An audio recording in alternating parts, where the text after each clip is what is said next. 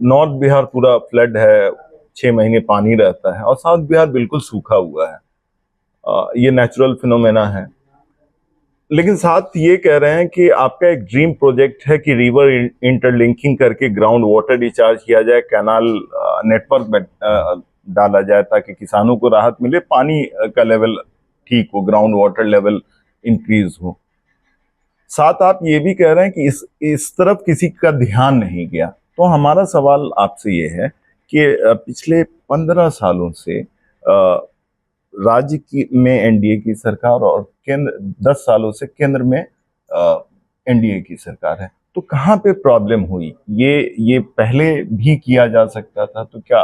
देखिए, इसको इस रूप में मानने हम लोग मानते हैं कि जब तक बच्चा क्राई क्राई रोता नहीं है तब तक माँ दूध नहीं पिलाती है। माँ है, बच्चा उसी का है, लेकिन जब तक वो आवाज़ नहीं देता है तब तक माँ केयरलेस रहती है, अपना अपना काम करते रहती है। Likewise government of India और even government of Bihar also, जिस क्षेत्र की समस्याएं जितना ही फोर्सफुली राइज किया जाता है उसको मीट आउट करने की कोशिश की जाती है।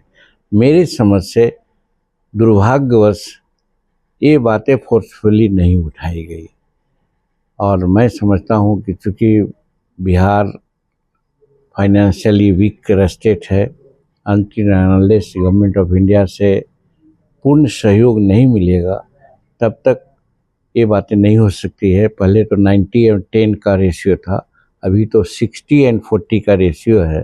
तो 60 गवर्नमेंट ऑफ इंडिया से दिया जाता है, 40 गवर्नमेंट ऑफ स्टेट से दिया जाता है। वैसी परिस्थिति में कोई रिप्रेजेंटेटिव इस मामला को रिप्रेजेंट करे पार्लियामेंट में, रिप्रेजेंट करे बिफोर सेंट्रल गवर्नमेंट फोर्सफुली में से एक नहीं कि हम कह दिया, तो कहने से नहीं होगा। इसके लिए बार एंड बार ट्राई करना पड़ेगा। इसके लिए ज़रूरत पड़े तो कुछ जो डेमोक्रेटिकल अधिकार है उसके तहत उसको प्रेजेंट करना पड़ेगा, तभी होता, जो आज तक नहीं हुआ है। मैं समझता हूँ कि इसकी नौबत नहीं आएगी। बहुत संवेदनशील सरकार है भारत सरकार और नरेंद्र मोदी जी की सरकार।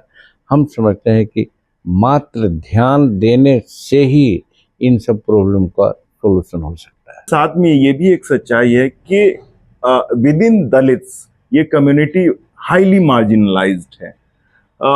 क्या वजह मानते हैं? क्या जीतन राम मांझी फेल हुए अपनी कम्युनिटी के प्रॉब्लम्स को एड्रेस करने में? देखिए, ऐसे तो ये अकेला आदमी भी बहुत कुछ कर सकता है, लेकिन यहाँ पर हम डॉक्टर भीमराव अंबेडकर को याद करते हैं। उन्होंने कहा है कि सबको शिक्षा एक समान होना चाहिए, कॉमन स्कूलिंग सिस्टम होना चाहिए। अनफॉर्चुनेटली 77 ईयर्स पास हो गए और कॉमन स्कूलिंग सिस्टम के बारे में हम लोग सोच नहीं सका, जिसके चलते जो थोड़ा सा हैब्स हैं, थोड़ी सी सलाहियत है, बैकग्राउंड है उनका, वो तो आगे बढ़ गए। लेकिन जिसका कुछ बैकग्राउंड नहीं है, पॉलिटिकल, फाइनेंशियल और एजुकेशनल व्यू से, तो वो तो डाउन एंड डाउन रहेगा ही। और दूसरा, गरीबी भी है। हमारे बच्चे आज ऐसे होते हैं, हमारे गार्जियन, कि बच्चा 5 साल का हुआ, 6 साल का हुआ तो बॉय सर्वेंट के रूप में वो कहीं ना कहीं उनको इंगेज कर दिया जाता है, तो पढ़ाई से वो कोसों दूर हो जाते हैं। गार्जियन सोचता है कम से कम मेरा बच्चा किसी के यहाँ रह के खाना पीना खा रहा है या कुछ मदद कर रहा है, इसके चलते वो पढ़ाई पर ध्यान नहीं देते। अगर कॉमन स्कूलिंग सिस्टम होता कि राष्ट्रपति का बेटा हो या भंगी का संतान, सबको शिक्षा एक समान की नीति अगर अपनाई गई होती, जैसे फ्रांस में है, भूटान में है, अन्य कई एक राष्ट्र में है, वहाँ होता है कि 6 वर्ष का बच्चा हुआ तो सरकारी विद्यालय में दाखिला हो जाता है। 15-16 वर्ष के बाद वो निकलता है और अपने एटीट्यूड के अनुसार अपना जॉब करता है या बिजनेस करता है।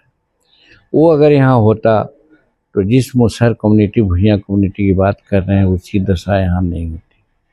आज स्थिति यहाँ है कि कॉमन स्कूलिंग सिस्टम तो दूर, आज सरकारी विद्यालयों की स्थिति भी बहुत खराब है।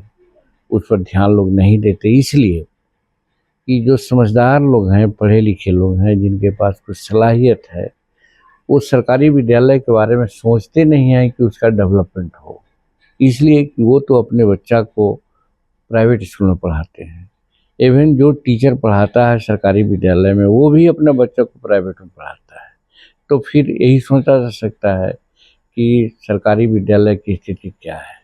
इसी के लिए आज से 4-5 साल पहले इलाहाबाद हाई कोर्ट ने एक जजमेंट दिया था कि सरकार अगर सरकारी विद्यालय के संबंध में सोचना चाहती है या अगर उसको करना चाहती है तो एक कानून बनावे कि जो भी सरकारी पैसा प्राप्त करता है तनख्वाह के रूप में, चाहे जज हो, IAS IPS हो, क्लर्क हो या इवन चपरासी हो, उसके बच्चे निश्चित रूप में सरकारी विद्यालय में पढ़े।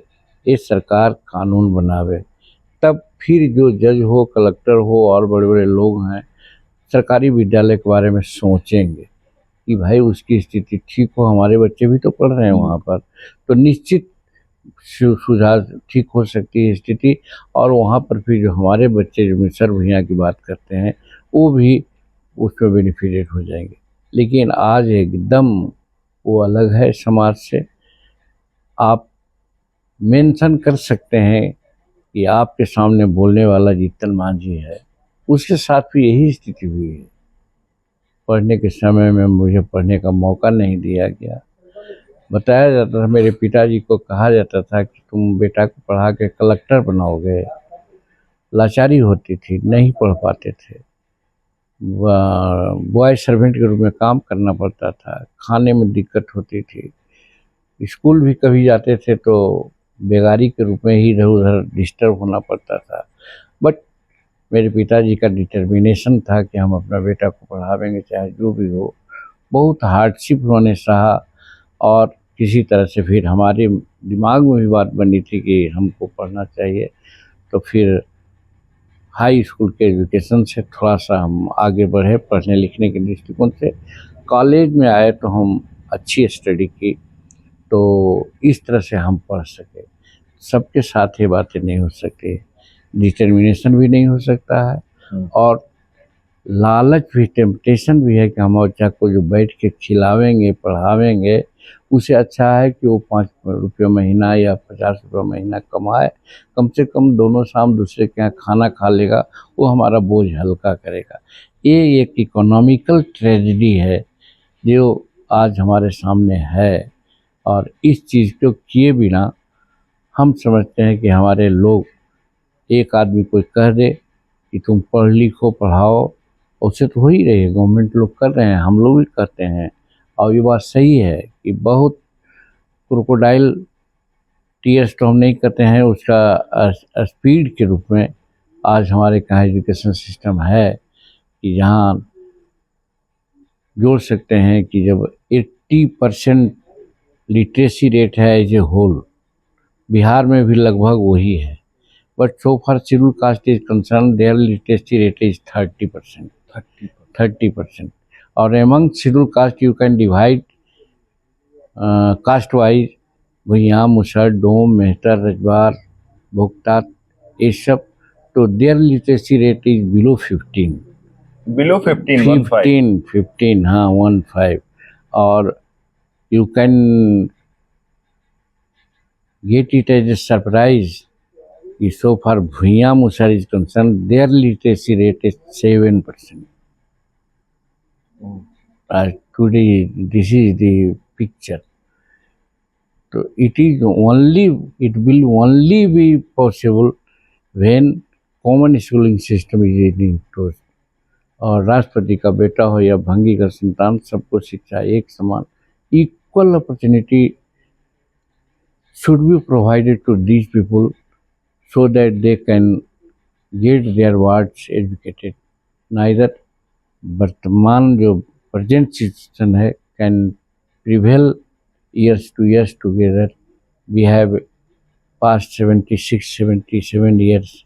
हम सोचते हैं कि this will go to another 67 or 57 years, तो भी मेरे बाल बच्चों की स्थिति, हमारे समाज की स्थिति नहीं सुधरेगी। सर, आपने इतनी सारी प्रॉब्लम को एक्नॉलेज किया, उसमें आप बोल रहे हैं कि एजुकेशनल बैकवर्डनेस पे आपने बड़ी लंबी बात की और कॉमन स्कूलिंग सिस्टम की बात की, बाबा साहब को आपने इन्वोक किया उसमें। हम अदर सोशल इंडिकेटर्स को देखें तो मैं भी कई दिनों से आपकी कॉन्स्टिट्यूएंसी के अलग अलग गांव में जा रहा हूं। हेल्थ की बड़ी प्रॉब्लम है, पीएचसी नहीं है, सीएचसी नहीं है, औरतें और बच्चे जो हैं इनकी आंख पीली पीली है, आयरन डिफिशिएंट हैं ये सारे लोग। हेल्थ एक वो है, जॉबलेसनेस एक बड़ा इशू है। तो इनको एड्रेस करने के लिए क्या रोड मैप है? मैं क्वेश्चन मिला देता हूं, आप उसको वो कर देंगे। और दूसरा ये कि ये सारा जो सॉरी स्टेट ऑफ अफेयर्स है, what ever you have mention so far that it could not be done in the past 75 years and it's unfortunate. So whom do you find responsible, whom do you hold responsible for this sorry state of affairs? दो तरह के। देखिए, इस मानने में हम कर सकते हैं कि after all government is responsible. ये डेमोक्रेटिक सेटअप है, डेमोक्रेसी में हमारा संविधान है, सबको शिक्षा एक समान होना चाहिए, सबको इक्वल अपॉर्चुनिटी होनी चाहिए। बट इक्वल अपॉर्चुनिटी न हो रही है तो ये कौन देखेगा? Who will see? Only government can see. But आज स्थिति ये है कि जो चुनाव है, चुनाव में जो एजुकेशन नहीं है, इसके चलते जो रिप्रेजेंटेटिव चुने जाते हैं, हम समझते हैं बाय एंड लार्ज अच्छे रिप्रेजेंटेटिव नहीं चुने जाते हैं। वो दूसरा मीन्स अपना करके चुने जाते हैं, तो काम भी उसी रूप में करते हैं जो कि समाज के बेटर अपलिफ्टमेंट में बाधा आती है। तो वैसी परिस्थिति में एक बात याद आती है हमको, वो that is the Poona pact of 1932। उसमें एक प्रोविज़न दिया गया था कि जो रिजर्वेशन आज है, जबकि हम रिजर्वेशन के पक्ष में बहुत नहीं हैं, हम चाहते हैं कि सबको समान अपॉर्चुनिटी मिलनी चाहिए, बट समान सुविधा भी मिलनी चाहिए। अब कोई 20 लाख रुपया महीना सालाना दे के पढ़ाता हो और कोई सरकारी विद्यालय में पढ़ने की स्थिति में भी नहीं हो, तो इक्वल अपॉर्चुनिटी कैसे होगा? तो यहाँ पर रिजर्वेशन होना चाहिए। बट रिजर्वेशन के लिए उस समय पॉलिटिकल बात कही गई थी अम्बेडकर साहब के द्वारा। उन्होंने कहा था कि राजनीति एक चाबी है, की है, और डेवलपमेंट एक ताला है, लॉक है। जब तक हमारे हाथ में चाबी नहीं प्राप्त होगी तब तक हम ताला खोल नहीं सकते हैं। दैट मीन्स मेरा विकास नहीं हो सकता है। तो पॉलिटिकल चाबी प्राप्त करने के लिए अम्बेडकर साहब ने 1932 के पूना पैक्ट में एक प्रोविज़न दिया था कि रिजर्वेशन आप दे रहे हैं शेड्यूल कास्ट के लिए, शेड्यूल ट्राइब्स के लिए, तो रिजर्व कैटेगरी के लोगों को वोट देने का अधिकार है, लेकिन वो अपने रिप्रेजेंटेटिव चुने, माने डबल मतदाता सूची बने, डबल फ्रेंचाइज की बात आई थी। जैसे आज एमएलसी का है, ग्रेजुएट कंस्टिट्यूंसी के लोग रहते हैं तो उसका सेपरेट इलेक्टोरल होता है, फिर एमएलए का होता है तो सेपरेट होता है, 2 जगह उसका नाम होता है, तो डबल मतदाता सूची हुई। लाइक वाइज शेड्यूल कास्ट के बारे में उनका कहना था कि जो रिजर्व कंस्टिट्यूंसी है तो रिजर्व कैटेगरी के ही कैंडिडेट हों और रिजर्व कैटेगरी के ही वोटर हों, दूसरे मिक्स नहीं करें। आज दूसरे लोग जो मिक्स कर जाते हैं, जबकि जनसंख्या उनकी कम है, लेकिन by virtue of their open mind open mouth जो कर सकते हैं वो ग्रैब कर लेते हैं काम को, और हमारे गरीब तबके के लोगों को पीछे छोड़ देते हैं। यही कारण है कि गरीब के लोग पीछे पड़े रहते हैं और बाकी लोग आगे बढ़ जाते हैं। तो इसीलिए अम्बेडकर साहब ने कहा था कि डबल मतदाता सूची बने, डबल फ्रेंचाइज की बात हो, और शेड्यूल कास्ट रिजर्वेशन कॉन्स्टिट्यूंसी में, शेड्यूल ट्राइब्स रिजर्वेशन कॉन्स्टिट्यूंसी में रिजर्व कैटेगरी के ही वोटर हो। दुख के साथ कहना पड़ता है कि nobody is voicing like that. Parliament हो, असेंबली हो, कोई इस बात की चर्चा नहीं करता और जय भीम कहता है, अम्बेडकर साहब की जयंती मनाता है। लेकिन अम्बेडकर साहब की इस बात को, जो हमारा डेवलपमेंट का की है, पॉलिटिकल चाबी प्राप्त करने का वो एक आधार है, जब तक हमको नहीं मिलेगा, हम किसी दूसरे से बराबरी के वातावरण में नहीं आएंगे, तब तक नहीं होगा। आज एक इसका दूसरा एस्पेक्ट भी है कि आज शेड्यूल कास्ट में तेज तरार और बोलने वाला अगर कोई विधायक और एमपी बनता है तो एक टर्म या 2 टर्म के लिए बनता है, बाद में उसको एलिमिनेट कर दिया जाता है।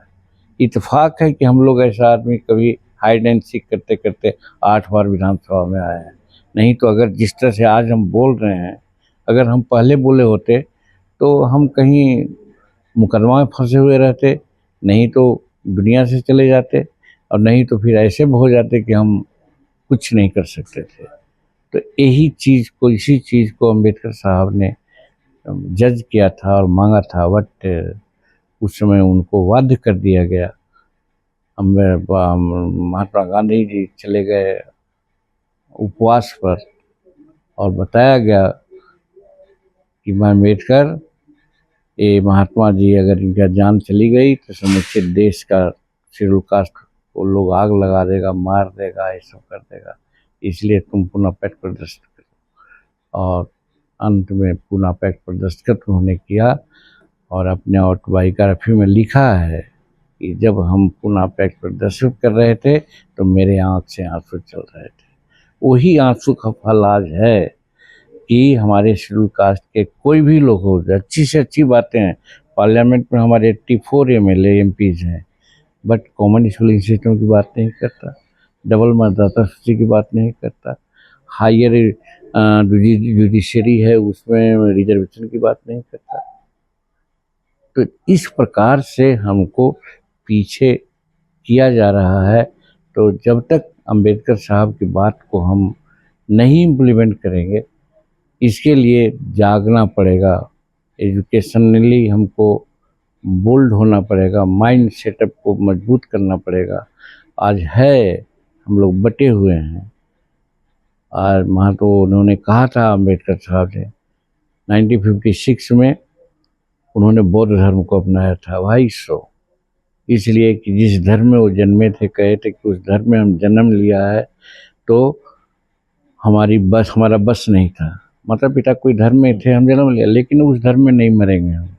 और उन्होंने बुद्धिज्म को अपनाया था, संदेश दिया था कि कास्टलेस सोसाइटी बनाओ तब विकास होगा। दुख के साथ कहना पड़ता है कि हम ब्राह्मणवाद के बारे में कुछ बोलते हैं, हमारा बोलना उचित नहीं है, इसलिए कि हम कुछ नहीं कर रहे हैं। आज शेड्यूल कास्ट की इतनी जातियां हैं, कम से कम वो तो एक होता, शादी वादी की बात करता। अब अगर दलित है सच अगर हम होते तो हमारी जनसंख्या 25 से 30% है। आज स्टेट में हो या केंद्र में हो, सरकार में हम स्थान अच्छा बना के रखते। आपने ब्राह्मणवाद का जिक्र किया, आपने डॉक्टर अंबेडकर को फिर से कोट किया। 2 छोटे छोटे सवाल हैं before I let you go. वो ये है, एक के ब्राह्मणवाद का अपोज करते हैं जीतन राम मांझी, लेकिन वही नेता जिन्होंने कुछ दिनों पहले राम को एक काल्पनिक कैरेक्टर बताया था, राम मंदिर जाते हैं और स्टेटमेंट देते हैं कि, और लिगेसी जोड़ते हैं कि शबरी भक्त ही भगवान राम की, और दर्शन करके आते हैं और अलग। तो ये कंट्रास्ट आपकी पॉलिटिक्स में कोई कंट्रास्ट नहीं, समझने की बात है जी। What I have told that was the quotation of Rahul Sanskrityan, quotation of discovery of India. So that was not my view. I mean कि they were Brahman, they were highly placed men, and that's why what he has said, nothing could be cared by anyone. But when I quoted that, people are saying that I am against Ram. No, हम राम का कभी विरोध नहीं कर सकते हैं और नहीं किया।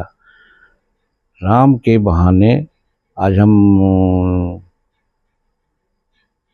गौतम कुणाल साहब से हमारी मुलाकात हुई दिल्ली में, अयोध्या में, हम लोग इस पर डिस्कशन किया। उन्होंने कहा, उन्होंने भी इस बात को कहा कि आचार्य कुणाल की बात कर हाँ, रहे हैं। आचार्य कुणाल की बात मैं कर रहा हूँ। उन्हीं के ये में रहा था, बहुत बेचारे हमको ये कि उन्होंने कहा कि हम भी मानते हैं कि मान लो वो काल्पनिक थे, लेकिन उनके माध्यम से जो बातें कही गई वो तो अकाट्य है, और वही चीज़ मैं मानता हूँ और कोट भी करता हूँ। धीरज धर्म मित्र नारी आपातकाल पर रेखाओं चारी। कितनी बड़ी बात है ये कि मित्र को, स्त्री को, धैर्य को विपत्ति के समय में परीक्षा होती है। कितनी अच्छी बातें हैं। अनुजवधि भगनी सुतनारी सुनसठ ये सब कन्याचारी, इन्हीं बिलो कहीं पार जो कुदृष्टि बिलो कहीं जोई, ताई बधे कोई पाप न होई। मतलब अपनी बेटी, अपनी भगनी, अपनी भतीजी को अगर कोई दृष्टि से देखता है तो उसको बद्ध करने में कोई पाप नहीं होता है। कितनी अच्छी बातें हैं वो। ये सब बात को कैसे झुठलाया जा सकता है। बट राम को पात्र बना करके, राम को आगे रख करके उन्होंने किया। तो रही बात, हो सकता राम हो, बनता है। जब 50 गो आदमी कह रहा है कि भाई राम है तो एगो हम न कह के कैसे करेंगे। हम भी मानते हैं कि हैं, लेकिन कहने का गर्ज है कि कोटेशन है। राहुल संस्कृत्यायन की पुस्तक लोग देखे, डिस्कवरी ऑफ इंडिया लोग देखे, वहाँ भी ऐसा है। तो उस पर चर्चा क्यों नहीं होती है, मेरा ये कहना है। आखिरी सवाल जिसमें हम नत्थी करके आपको मैं पूछ ले रहा हूँ।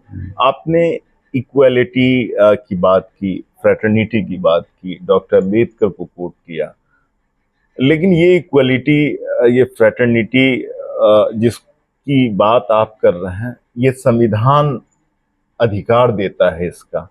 लेकिन आज के चुनाव में जो नारा दिया जा रहा है, बहुत सारे स्टेटमेंट आ रहे हैं। आपकी अपनी कॉन्स्टिट्यूएंसी से एक स्टेटमेंट वायरल हुआ जिसमें आपके भाजपा के एक एजुकेशन मंत्री बिहार के डॉक्टर प्रेम कुमार उस मंच पे बैठे हुए थे और वहां से कहा गया कि अगर संविधान को बदलना है तो भाजपा को 400 से पार करवाएं। आप क्या कहते हैं इस पे? ये गलत, जिसने भी वो कहा वो गलत है, मत फिरा है। और यहाँ पर अगर हम भी सुना है, अगर यहाँ पर प्रेम कुमार थे तो उनको कंट्राडिक्ट करना चाहिए था, और इसको मैं कंट्राडिक्ट करता हूँ। ये कहना चाहता हूँ कि आज जो संविधान नरेंद्र मोदी जी के नेतृत्व में चल रहा है, संविधान के अनुसार बातें हो रही है। चाहे 370 कानून को वहाँ ख़त्म किया गया, ये महिलाओं के साथ 3 तलाक का मामला था, वो सब क्या है, that is with in limit of the constitution. उसके आधार पर ऐसे ऐसी बातें की गई है। तो संविधान बदलने की बात कहाँ हो रही है? संविधान को 100% इम्प्लीमेंट करने की बात हो रही है। आप नॉर्थ ईस्ट की बात कर रहे हैं, नॉर्थ ईस्ट कहाँ था? सभी लोग मानने वाले लोग ये थे तो पीछे से पीछे पड़ा हुआ था। तो जब सभ्य विकास करना चाहते हैं, टेरिटरी क्या कहते हैं, क्षेत्रीय संतुलन बनाना चाहते हैं, तो नॉर्थ ईस्ट का विकास होना चाहिए था। किसी ने नहीं किया, वो नरेंद्र भाई मोदी जी ने किया। तो संविधान का प्रणेता मोदी जी हैं कि दूसरे लोग हैं? तो कहने का मतलब कि भाजपा की सरकार को हम लोग कहेंगे कि संविधान चेंज करना चाहते हैं, बदलना चाहते हैं, हम समझते हैं कि अगर कोई कहता है तो वो उसकी मूर्खता है।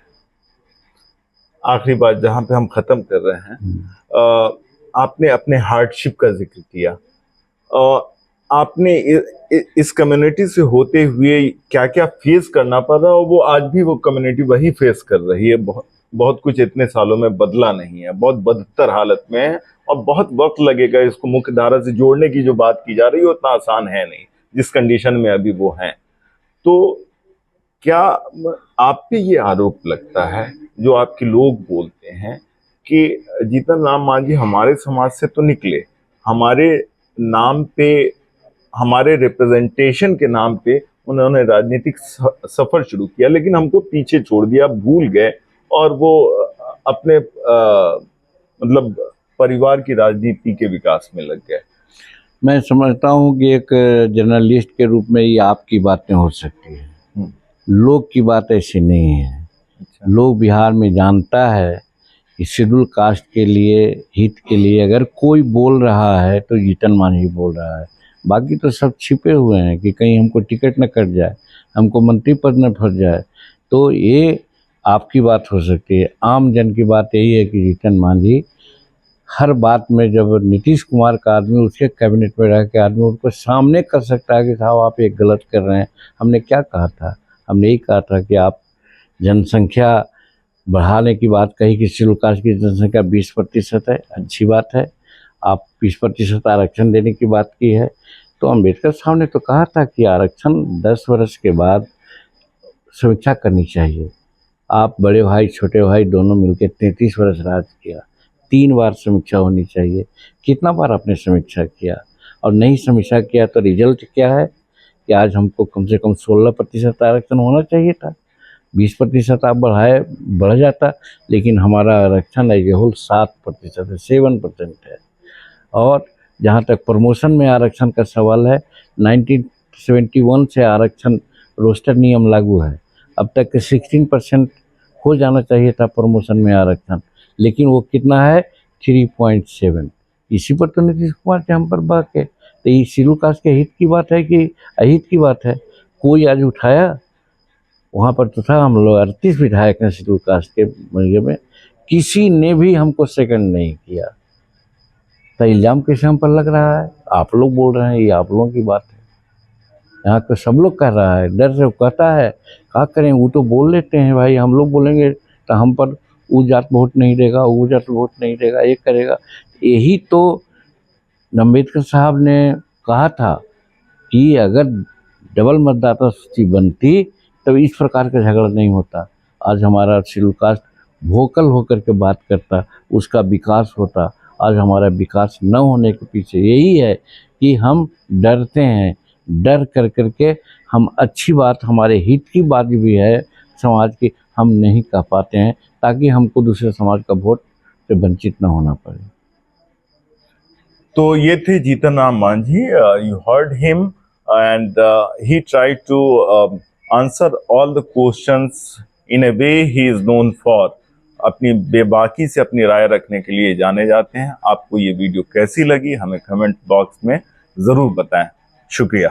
द मूक नायक जनवादी पत्रकारिता करता है। यह संविधान, लोकतंत्र और सामाजिक न्याय पर चलने वाला चैनल है। अगर आप भी चाहते हैं द मूक नायक हमेशा हाशिए पर खड़े लोगों की आवाज़ बुलंद करता रहे, बेजुबानों की पीड़ा दिखाता रहे, तो सपोर्ट कीजिए। सपोर्ट करने वाला लिंक आपको स्क्रीन पर दिखाई दे रहा होगा। साथ ही डिस्क्रिप्शन में जाकर भी आपको ये लिंक मिलेगा, जहाँ पर जाकर आप हमें सपोर्ट कर सकते हैं और हमारे काम को आगे बढ़ा सकते हैं।